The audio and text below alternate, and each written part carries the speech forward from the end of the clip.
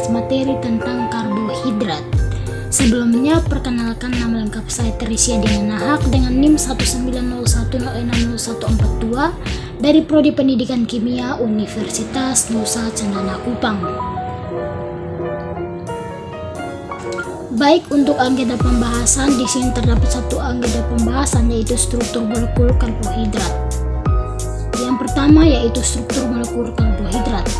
Klasifikasi karbohidrat sederhana. Karbohidrat sederhana lebih mudah dicerna dan merangsang produksi hormon insulin lebih banyak yang mengakibatkan kadar gula darah segera meningkat.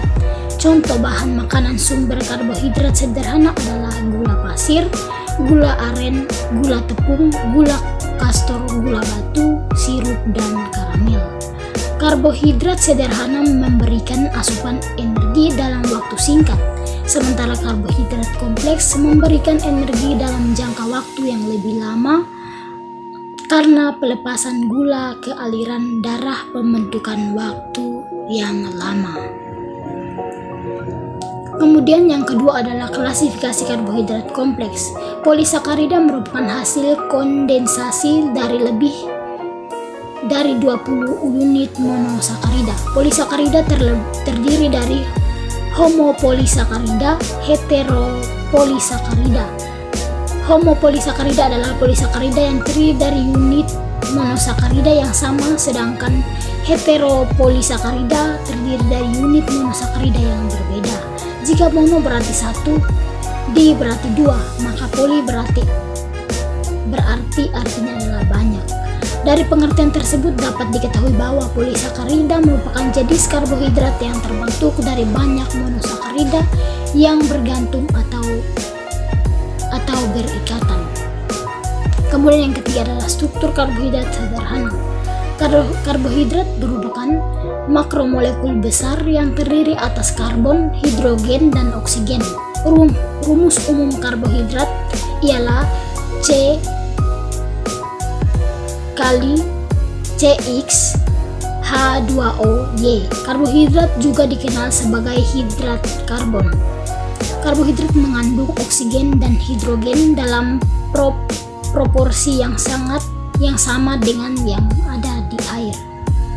Jenis karbohidrat yang pertama disebut dengan monosakarida yang merupakan gula atau karbohidrat paling sederhana. Artinya, jenis karbohidrat ini sudah tidak bisa lagi dipecah menjadi struktur karbohidrat yang lebih kecil lagi. Contoh dari gula atau karbohidrat yang tergolong monosakarida adalah glukosa, fruktosa, dan juga galaktosa. Glukosa dan laktosa merupakan aldosa karena memiliki gugus fungsi aldehid, sedangkan fruktosa merupakan ketosa karena struktur karbohidrat gula tersebut memiliki gugus keton.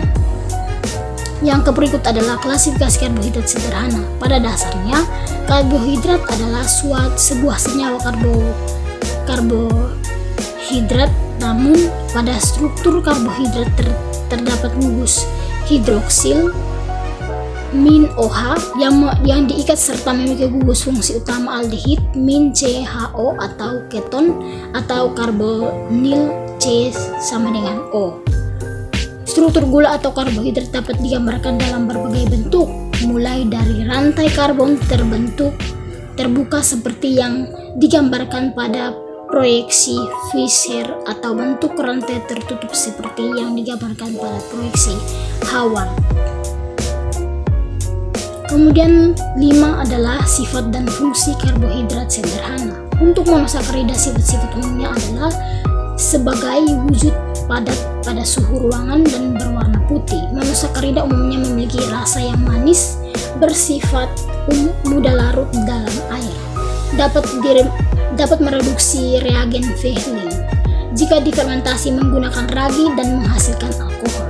Monosakarida berfungsi sebagai sumber bahan bakar utama dalam metabolisme yang digunakan baik sebagai sumber energi atau glukosa merupakan sumber alami yang paling penting di dalam biosintesis.